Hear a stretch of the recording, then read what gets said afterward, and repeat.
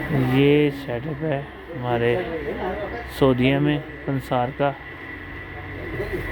जिसमें हर चीज़ साफ़ सुथरी और अच्छी होती है। अगर यहाँ हम साफ़ सुथरी अच्छी चीज़ ना रखेंगे तो 10,000 रियाल जुर्माना आ जाएगा।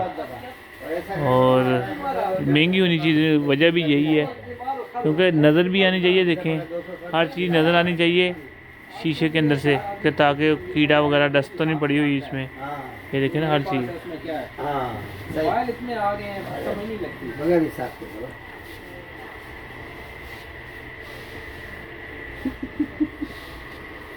यहाँ पहले इंडिया से दुबई आती है, दुबई से जद्दा आती है, तो यहाँ इसलिए थोड़ी सी कास्टली मिलती है। दूसरे बच्चे 5-6 आ रहे उधर से, हम दिन तो काम खोल गए, चल रहा है, काम चल रहा है। वो हिसाब नहीं बैठा अभी, मगर है, चल रहा है।